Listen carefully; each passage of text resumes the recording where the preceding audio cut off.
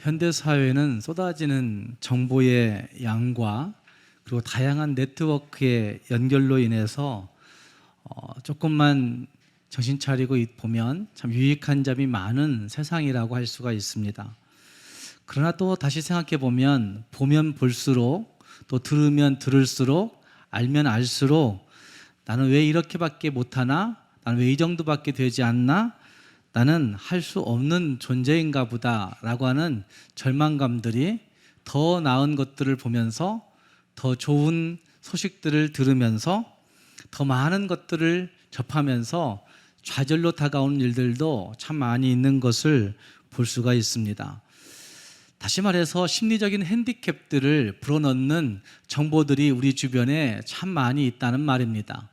내가 가진 것들과 비교해 볼 때 그것들이 너무나 크게 보이고 높게 보이고 많게 보이고 위대하게 보일 때 우리 자신들은 심리적으로 위축감들을 느껴서 그 심리적인 위축감들은 결국 우리들의 마음뿐만 아니라 영적인 부분까지도 정서적인 부분까지도 영향을 끼치는 일들이 참 많이 있는 것을 볼 수가 있습니다. 모든 것들을 다 가지고 있다 할지라도 스스로 만족하지 못하게 만드는 심리적인 핸디캡들은 결국 우리로 하여금 행복을 누리지 못하도록 막아버리는 그러한 작용을 하는 일들이 많이 있다는 말입니다. 빌립보서에는 사람들이 자랑하고 즐기는 것 가운데 한 가지도 가진 것이 없는 사도 바울이 등장하고 있는 것을 볼 수가 있습니다. 그럼에도 불구하고 그는 모든 것들을 가진 자처럼 더 행복한 즐거움을 가지고 기뻐하고 있고 또 기쁨을 선포하고 있고 기쁨을 권면하는 그런 사람으로 여기 등장하고 있는 것을 볼 수가 있습니다. 사도 바울의 고백들을 들으면서 우리는 어떻게 이런 삶이 가능할까? 무엇으로 이와 같이 자족하는 삶이 가능할까 하는 생각들을 해볼 수밖에 없습니다. 오늘 말씀을 같이 생각해 보시면서 사도 바울이 가지고 있는 이 자족의 모습들, 자족의 태도들이 무엇으로 가능한지 같이 살펴보시면서 우리도 하나님 앞에서 그런 자족의 삶을 살고자 결단할 수 있는 시간이 될 수 있기를 바랍니다. 본문이 말하고 있는 자족이라고 하는 것들을 생각할 때 자족은 스스로 만족함이라고 얘기할 수가 있는데 우리는 인생을 살아오면서 정말 스스로 만족할 수 있는 일들이 얼마나 있었습니까? 생을 살아오는 동안에 스스로 만족하고 스스로 행복하고 스스로 정말 기쁘다라고 얘기할 수 있는 일들이 얼마나 있을까라고 생각해 보면 나는 정말 그런 자족이 있을 수가 없다고 얘기한 사람들도 참 많은 것들을 볼 수가 있습니다. 살아오면서 정말 기쁘다, 즐겁다라고 얘기할 수 있는 기억이 거의 없다고 얘기한 사람도 들어보았습니다. 아무리 생각해 보아도 속썩이는 그 누구누구 때문에 또 속썩이는 그 어떤 사람들 때문에 마음 편할 날이 없었다고 이야기하는 일들이 참 많이 있습니다. 그 속에서 나는 어떻게 살았는지 모르겠다고 이야기하는 사람들도 있습니다. 그러나 반면에 어떤 사람들은 정말 말할 수 없는 고통 가운데 피해 다니고 숨어 다니고 어려움을 겪고 있으면서도 불구하고 매 순간 은혜로 살고 있다고, 은혜 주셔서 기쁘다고, 은혜 주셔서 자족할 수 있다고 얘기하는 사람들도 있는 것을 또한 볼 수 있습니다. 여러분은 얼마나 자족한 사람입니까? 여러분은 얼마만큼 자족한 사람이라고 말할 수가 있습니까? 우리가 자족할 수 있다고 한다면, 그리스도인으로서 우리가 자족할 수 있다고 한다면 우리의 그 자족하는 마음은 과연 어디에서 무엇으로 오는 것이라고 생각이 되십니까? 오늘의 말씀에는 그것이 하나님 안에 있다, 주 안에 있다고 분명하게 말씀하고 있습니다. 바울이 자족하는 마음을 가지고 살았는데 생각해 보면 바울은 아무것도 없었습니다. 몸은 감옥에 있으면서도 어쩌면 자기의 삶이 그래도 바라볼 것이 있는 그런 삶이었느냐? 그렇지 못했습니다. 그럼에도 불구하고 그는 만족스러운 삶을 살았다고 고백합니다. 사방으로 공격을 당하면서도 매를 맞으면서도 오해를 당하면서도 자기는 하나님 나라의 부요함으로 가득 차 있었다고 그렇게 말하고 있습니다. 오늘 이 바울의 자족의 비결을 함께 살펴보면서 우리의 것을 삼을 수 있어야 되는 것입니다. 오늘 말씀은 주 안에서 자족할 수 있다고 이야기합니다. 사도 바울은 빌립보 교회를 향한 편지의 마지막 부분에서 명령형 단어를 많이 쓰고 있는 것을 볼 수가 있습니다. 우리가 이미 보았지만 1절 말씀에 주 안에 서라라고 하는 단어도 명령형 권면이 있는 것을 볼 수가 있습니다. 주 안에 너희들은 서 있으라 이렇게 얘기하고 있고 2절 말씀에서는 또 같은 마음을 품으라 라고 명령을 주고 있고 주 안에서, 그리고 3절 말씀에서도 나와 명예를 같이 한 너에게 구하노니 너희들은 저 여인들을 도우라라는 표현들이 돕고 도우라라고 한 표현으로 권면하고 있고 4절 말씀에서도 마찬가지로 주 안에서 항상 기뻐하라라고 하는 명령형 단어들이 계속해서 나오고 있습니다. 그런데 이 말들은 결국은 주 안에서 행하라, 주 안에 살아라 이런 명령으로 요약할 수가 있습니다. 주 안에서 이렇게 행하라 하는 명령은 결국 주님과의 관계 속에서 그것들을 하라고 말씀하고 있는 것이라 할 수 있습니다. 예수 믿는 사람들은 내가 주 안에 있다라고 하는 말들을 피상적으로 참 잘합니다. 주 안에 있어, 주 안에 있으면 행복하지, 주 안에 있으면 기쁘지, 주 안에 있으면 걱정할 게 뭐 있겠어? 이렇게 쉽게 얘기를 합니다. 주 안에 있다는 말은 수동적인 안주를 의미하는 것이 아닐 것입니다.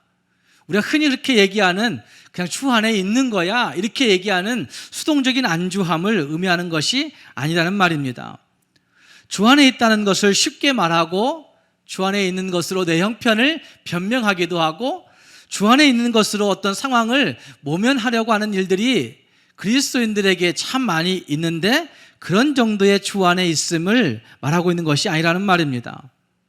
체념적으로 머무르려는 그런 말이 아니라 적극적인 제자의 삶을 살아가는, 적극적인 그리스도인의 삶을 살아가는 그 삶의 태도로 주 안에라고 한 표현을 사용하고 있다는 말씀이죠. 내 속에 계신 예수 그리스도를 믿고 신뢰하고 확인하고 동행하는 그 말들로 주 안에서라고 한 표현이 쓰여지고 있다는 말입니다. 주 안에 있다는 사실은 좀 더 깊이 들어가면 주님이 내 안에 있기 때문에 나는 안 되지만 주님으로 더불어 할 수 있다라고 하는 말이 되어지는 거죠. 나는 안 되지만 내 안에 계신 그 예수님 때문에 나는 참을 수 있고, 나는 안 되지만 내 안에 계신 그 예수님 때문에 견딜 수 있고, 내가 주 안에 있기 때문에 그분 때문에 온유할 수 있고, 기뻐할 수 있고, 열매 맺을 수 있고, 도울 수 있고, 겸손할 수 있고, 주 안에 있기 때문에 내 자신을 추스를 수 있다라고 하는 표현이 주 안에 있다라고 말하는 부분이라 할 수 있다는 말입니다. 주 안에 있다는 말을 가장 잘 설명할 수 있는 구절은 갈라디아서 2장 20절 말씀일 것입니다. 내가 그리스도와 함께 십자가에 못 박혔나니 그런즉 이제는 내가 사는 것이 아니요 오직 내 안에 그리스도께서 사시는 것이라. 내가 사는 것이 아니라 오직 내 안에 예수님께서 사시는 것이라.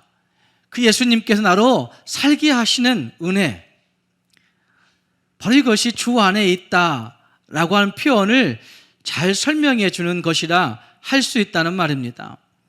그러니 사도 바울의 고백들을 보면 예수님이 빠지면 안 되는 모습의 이야기들을 바울은 그의 서신서에서 줄곧 하고 있는 것이라 할 수 있습니다. 어떤 상황에 있든지 어떤 환경에 있든지 어떤 곳에 있든지 간에 예수 그리스도 그분이 빠진 것은 말할 수 없다는 말씀이죠. 예수님이 빠진 단어, 예수님이 빠진 행동, 예수님이 빠진 말, 예수님이 빠진 생각, 예수님이 빠진 감정 있을 수 없다는 사실을 사도 바울은 주 안에서라고 한 표현으로 하고 있다는 말입니다. 주 안에서란 말은 그 마음과 그의 생각 속에 가득 찬 주님을 표현하고 있는, 가득 충만하게 채워져 있는 주님을 표현하고 있는 구절이 주 안에, 주님 안에서, 주 안에서라고 하는 표현이라 할 수 있다는 말입니다. 주님 안이라고 하는 위치가 우리의 위치입니다. 그 위치를 떠나게 되면 우리는 흔들릴 수밖에 없고, 그 위치를 떠나게 되면 무시당할 수밖에 없고, 그 위치를 떠나게 되면 우리 자신들을 상실할 수밖에 없는 존재라는 사실을 우리는 보아야 됩니다. 가토 다이조라고 하는 심리학자, 일본의 심리학자인데, 이 심리학자는 내가 아픈 줄도 모르고라고 한 책에서 그런 얘기를 합니다. 토끼와 거북이의 얘기를 하면서 자기의 위치를 벗어날 때 어떤 모양으로든지 어려움들이 오게 된다는 사실을 이야기하는 거죠. 거북이가 자기의 위치, 바다를 벗어날 때 거기에서부터 오는 어려움들이 토끼와 거북이의 그 이솝 이야기에 있고, 토끼라고 한 존재가 토끼들과의 경쟁에서 이기려고 하는 것이 아니라 자기보다 못한 것 같은 그런 사람들로 와서, 그런 존재로 와서 경쟁하려고 하는 거기에서부터 문제가 발생하는 것이다. 이렇게 그 가토 다이조는 분석하면서 이야기합니다. 내 위치가 어떤 위치인지 하는 사실을 분명하게 세워가는 것, 이것이 우리에게 매우 중요한 사실을 말해주고 있다는 말입니다. 주님 안이라고 하는 위치가 여러분에게 분명하십니까? 이 혼돈과 이 고난 속에서 나를 지탱시켜 줄 수 있고, 나를 보호해 줄 수 있고, 나를 움직이게 할 수 있는 그 어떤 위치, 주 안에라고 하는 위치가 확실한지 생각해 볼 수 있어야 됩니다.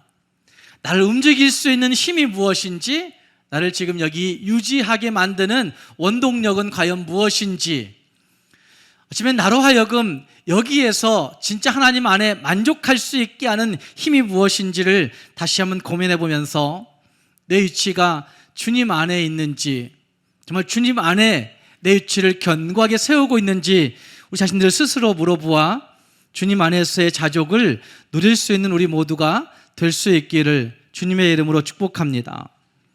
두 번째로 바울은 주 안에서의 자족이 배운 것이라고 거듭거듭 고백하고 있는 것을 볼 수가 있습니다.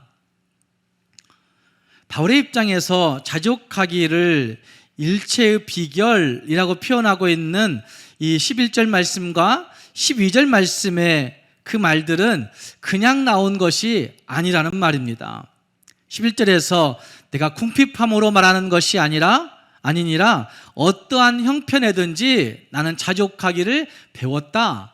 어떠한 형편에든지 나는 자족하기를 배웠다. 이렇게 말하고 있고, 12절 말씀에서는 비천 풍부, 배부름 배고픔, 풍부와 궁핍 이야기하면서 일체의 비결을 배웠다. 같은 이야기를 조금 다른 표현으로 두 번 반복하고 있는 거죠. 바울은 자족을 어떻게, 무엇으로 배웠을까요, 여러분? 어떠한 형편에든지 나는 자족하기를 배웠다라고 하는 말을 원문의 표현대로 보면 다른 사람들은 그것을 알든지 배웠든지 배우지 않았든지 간에 나는 배웠다라고 표현하고 있는 거예요. 그 사람들은 알고 있든지 모르든지 나는 상관하지 않고, 그 사람들이 배웠든지 배우지 않았든지 나는 상관없이 나는 그것을 배웠다, 이렇게 이야기하고 있다는 말입니다. 자신이 처해 있는 모든 상황, 자신을 둘러싼 모든 환경이 무엇이든지 간에 그 모든 환경 속에서, 그 모든 훈련의 환경의 과정 속에서, 그 유혹과 시험의 여정 속에서 자신은 실패하지 않고 자족할 수 있었던 그 이유, 배움으로 말미암았다라고 그렇게 이야기하고 있다는 말입니다. 바울이 말하는 자족은 철학자들이 이야기하는 어떤 관념적인, 이념적인, 철학적인 사고에서 나오는 자족이 아닐 것입니다. 높은 경지에 있는 사람들이나 높은 신분의 사람들이나 높은 어떤 위치에 있는 사람들이 그래, 체면 때문에 이렇게 해야 되는 것이 마땅하지, 화가 나도 좀 참아야 되는 것이 마땅한 것이지, 좀 그 불거림이 있어도 내 위치 때문에 좀 내려놓는 것이 마땅한 것이지, 고상한 것처럼 보여야 하는 그런 것이 맞는 거지 라고 하는 데서 나오는 자족이 아니라는 말입니다. 하나님에 대한 의존을 통해서 하나님에 대한 신뢰와 하나님에 대한 그 믿음을 통해서 이 세상으로부터의 진짜 자유함을 얻은 사람의 모습, 진짜 자유한 사람의 모습이 자족으로 표현되고 있는 거죠. 요즘 우리는 자족할 수 없는 상황이 너무나 많이 있습니다. 코로나 바이러스 때문이기도 하고 코로나 바이러스와 함께 한국이 겪고 있는 여러 가지 어려운 상황들을 보면서 특히 20대, 30대의 젊은 청년들은 만족이 없는, 정말 어떻게 살아야 될까 정말 방향을 잡지 못하는 어려움들이 우리에게 있다고 이야기합니다. 그런 상황에서 자족이라고 얘기하는 성경의 자족은 하나님에 대한 신뢰와 하나님에 대한 의존을 통해서 진짜 세상에 대한 자유함을 누리는 그 자유함이 자족이라고 표현되고 있는 것입니다. 바울은 그 자족함을 배웠다고 표현합니다. 먼저는 예수님을 통해서 배웠다고 그는 성경을 통해서 말합니다. 예수님이 사람으로 오셔서 죽기까지 낮추시고 순종하신, 복종하신 그곳에서 자신은 자족함을 배웠다고 표현하고 있다고 할 수 있습니다. 빌립보서 2장 8절 말씀에 그런 말씀이 있습니다. 사람의 모양으로 나타나사 자기를 낮추시고 죽기까지 복종하셨으니 그 십자가의 죽으심이라. 이것을 본받아라, 이것을 새겨라. 이런 말씀이 빌립보서 2장에 등장합니다. 7절 말씀에서는 이런 말합니다. 오히려 자기를 비워 종의 형체를 가지사 사람들과 같이 되셨고, 오히려 자기를 비워 종의 형체를 가지사 사람들과 같이 되셨다라고 한 표현이 7절에 등장합니다. 그러니까 예수님께서 오히려 자기를 그렇게 비워서 낮추신 그 모습을 기억하고 생각할 때 예수님 때문에 자족을 배웠다고 말할 수 있다는 말이죠. 우리가 예수님을 통해서 자족을 배우지 않으면 우리는 언제든지 마음의 만족과 기쁨을 가질 수가 없습니다. 예수님을 통해서 자족을 배운 사람만이 환경을 초월할 수 있고, 예수님을 통해서 자족을 배운 사람만이 죽기까지 낮아질 수 있고, 예수님을 통해서 자족을 배운 사람만이 십자가를 진다는 것을 기쁨으로 여길 수 있습니다. 예수님을 통해서 그 자족을 배우고 익힌 사람만이 우리 세상에서 되어지는 많은 일들을 초월하여서 찬송하며 살 수 있다는 말입니다. 또한 바울은 말씀을 통해서 자족을 배웠음을 볼 수 있습니다. 바울은 복음서를 통해서 예수님의 말씀들을 접했을 것입니다. 이미 초대교회가 가지고 있던 그 복음서를 통해서 예수님이 누구이신가, 예수님이 어떤 분이신지를 배웠을 것이라는 말입니다. 특히 예수님의 말씀들 가운데 우리가 산상수훈을 좋아하듯이 사도 바울도 산상수훈을 매우 좋아했을 것입니다. 마태복음 6장 34절 말씀에 산상수훈의 한 부분에 내일 일을 염려하지 말라, 한날의 괴로움은 그날로 족하니라 말씀하시는 그 말씀을 이미 잘 알고 있었을 것입니다. 그렇기 때문에 그는 그 예수님의 말씀을 가지고 깨닫고 그 은혜를 누리고 있는 듯한 모습들이 여기 빌립보서에서도 증거되고 있고 고린도후서 12장에서도 나타나고 있는 것을 볼 수가 있습니다. 내게 주어진 모든 일들이 족하다 라고 한 사실을 고백하는 그 고백들을 보면 이미 말씀을 통해서 그가 체득화되어지고 배운 모습들이 등장하고 있다는 말입니다. 뿐만 아니라 그는 환경을 통해서 자족을 배웠습니다. 바울이 빌립보 교회 빌립보를 처음 방문했을 때 그들은 처음 방문한 그곳에서 감옥에 갇히게 됩니다. 신라와 함께 감옥에 갇힌 일들이 벌어졌습니다. 그때 사도행전 16장 24절 말씀을 보면 깊은 옥에 가두고 그 발을 착고에 든든히 채웠더니 라고 하는 말씀이 등장하는데, 그 감옥에 갇혀서 자기의 발이 쇠고랑에 채워져 있는 그때에, 그러나 그들의 마음은 가두어지지 않았다는 사실들을 그 후에 볼 수가 있는 거죠. 자유함이 있었던 것입니다. 만족함이 있었던 것입니다.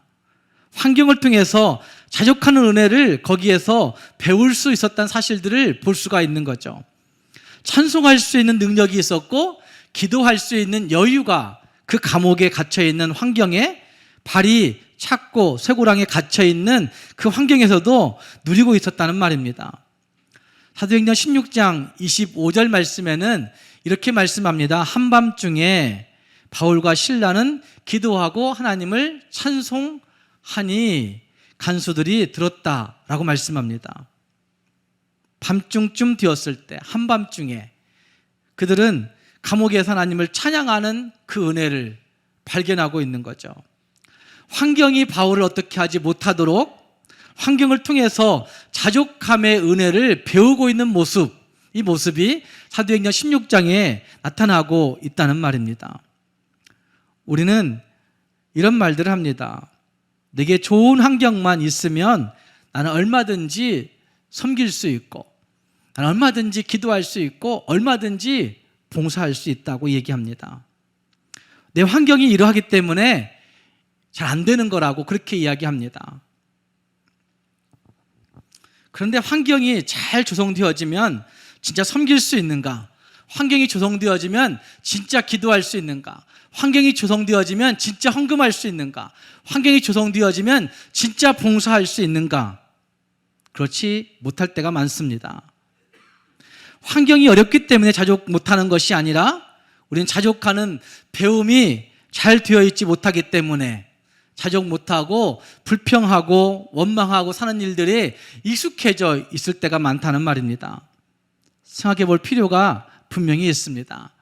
내게 주어진 여러 가지 환경을 통해서 기도의 능력을 발견할 수 있고 찬송의 여유를 가지고 살 수 있다고 한다면 바로 이것이 환경을 통해서 자족함을 배워가는 사도 바울의 모습, 환경을 통해서 자족을 실제로 느껴갈 수 있는 배움이 거기에 있을 수 있다는 말입니다. 또 한 가지는 육체의 가시를 통해서 자족하는 은혜를 배우고 있는 것을 볼 수 있습니다.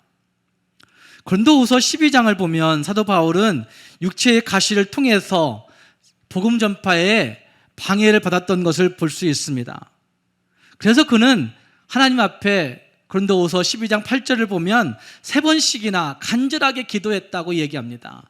하나님, 내게서 이 가시를 좀 떠나게 해 주십시오 라고 3번씩이나 간절하게 기도했다는 것입니다. 아마 복음 전파에 방해받지 않았다고 한다면 사도 바울은 그 간구를 하지 않았을 수도 있을 것입니다. 개인적인 질병 때문에 고민하는 것이 아니라 이 질병이 복음 전파에 방해가 될 때 사도 바울은 그것 때문에 애달아하고 그것 때문에 열심히 기도하는 모습이 있었다는 말입니다. 자, 그러면 하나님이 질병을 낫게 해 주시지 않겠습니까?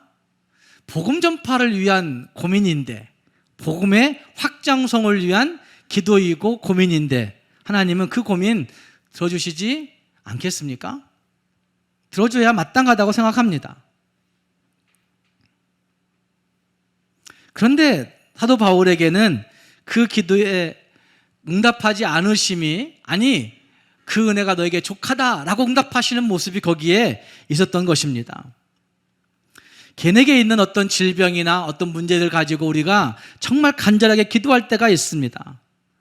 그런데 기도하다 보면 하나님이 너의 은혜가 너에게 좋아, 너의 은혜가 너에게 참 만족스러운 것이야, 이렇게 말씀하시는 것 같이 기도함 자체가 은혜가 되어지고 기도하는 자체가 기쁨이 되고 기도하는 것 자체가 능력이 되는 것들을 경험하는 일들이 참 많이 있습니다.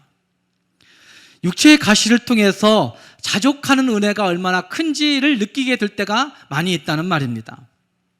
바울은 이 육체의 가시를 통해서 깨달은 은혜가 얼마나 컸던지 그것을 통해서 자족하는 비결을 배웠다고 고백하고 있는 것이죠. 하나님의 은혜가 바울에게 너 그만하면 좋게, 너 그만하면 넘친 거야, 너 그만하면 됐다고 말씀하시는 그 모습, 내가 너 자고하지 않도록, 너 교만하지 않도록 그것을 남겨주셨다 말씀하실 때 거기에서 그는 내가 자족의 비결을 배웠다고 그렇게 말하고 있는 것입니다. 고린도후서 12장 10절 말씀에서 그는 이런 고백을 합니다. 내가 그리스도를 위하여 약한 것들과 능욕과 궁핍과 박해와 곤고를 기뻐한다고 얘기합니다. 이는 내가 약한 그때의 강함이라 라고 고백하고 있습니다. 내가 약한 그때 강함이라. 육체의 가시를 통해서 오히려 자족함을, 큰 은혜를 배웠다고 그는 자신 있게 말하고 있는 것입니다. 또 한 가지는 경건 생활을 통해서 자족을 배웠다고 말하고 있습니다. 디모데전서 6장 6절 말씀에 사도 바울은 디모데에게 이런 말을 합니다. 자족하는 마음이 있으면 경건에 큰 이익이 되느니라. 자족하는 마음이 있으면 경건은 큰 이익이 되느니라 라고 말하고 있습니다. 이 말씀은 사도 바울이 거의 죽을 때, 노사도가 되었을 때 사랑하는 양아들 디모데에게 보내는 편지에서 말하는 고백이잖아요. 너의 마음에 자족하는 마음이 있으면, 내가 나이 들어 늙어 보니까 네가 복음 전하는 그 일들 가운데 행할 때 자족하는 마음이 있으면 경건 생활에 큰 이익이 있어, 이렇게 말하고 있는 거죠. 바꿔보면 경건 생활에 승리하면 자족하는 은혜를 누릴 수 있고, 경건 생활에 실패하면 자족하지 못하는 거야, 이런 말로 볼 수 있잖아요.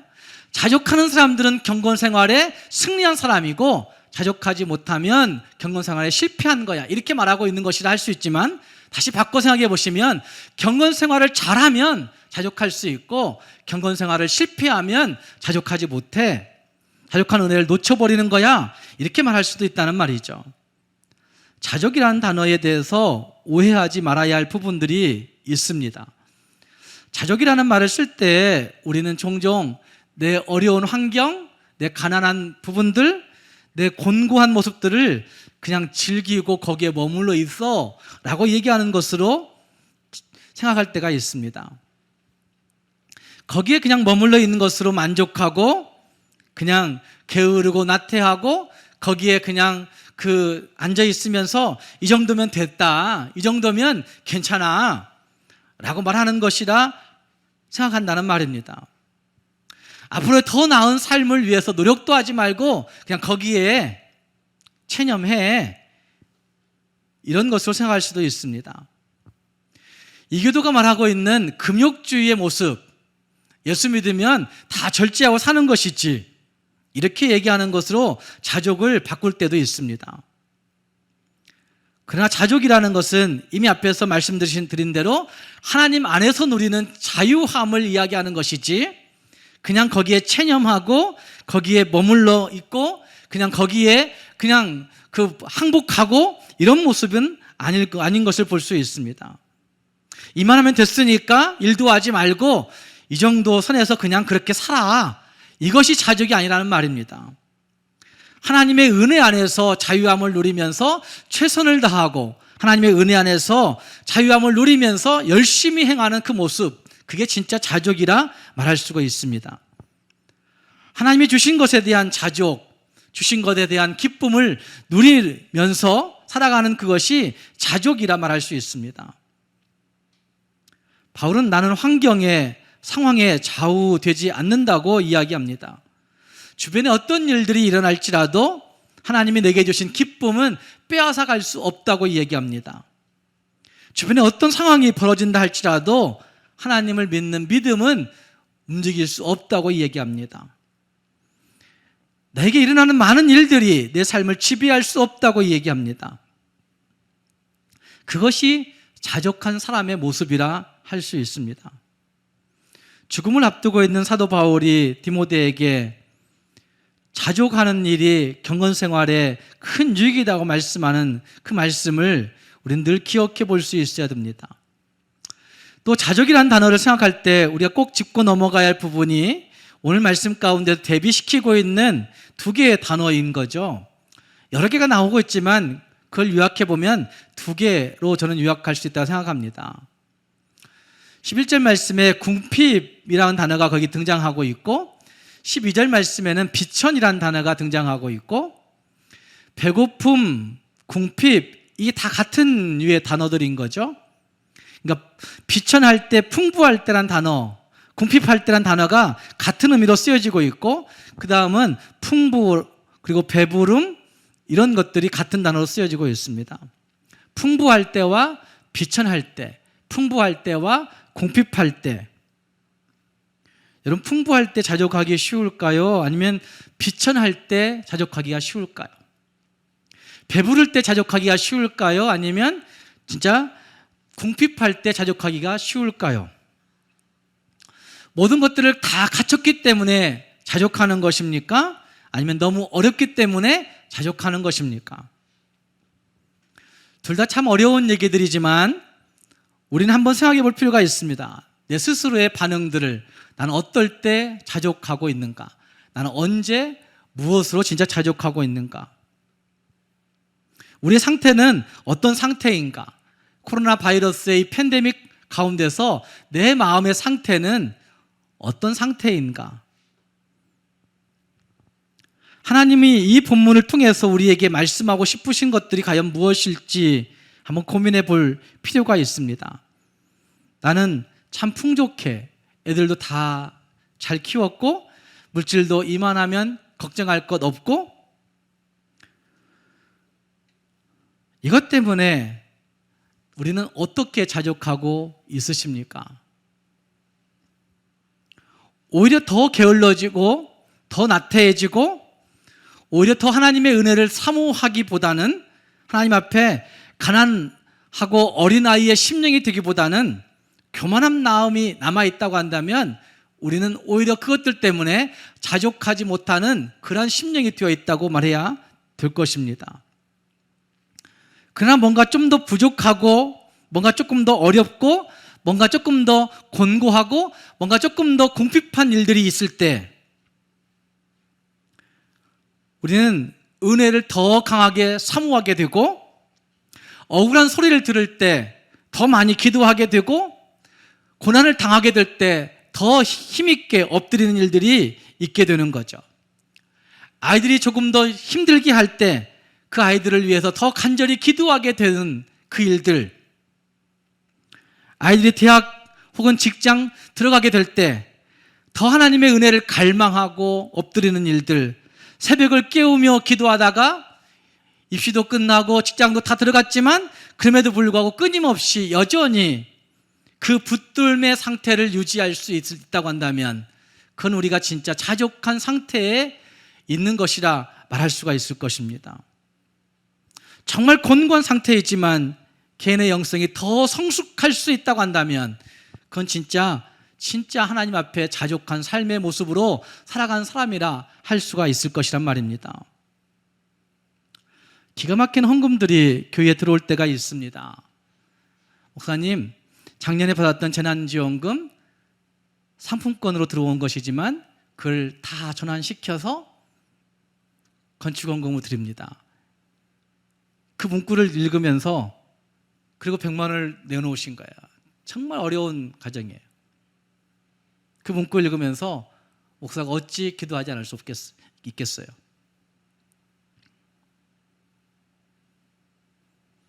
집에 들어가면 남편이 술 먹고 주정 부리고, 그것도 평생. 목사님, 그게 내 숙명이에요. 그러면서도 아껴가지고 선교원금 가져오고 건축원금 가져오고,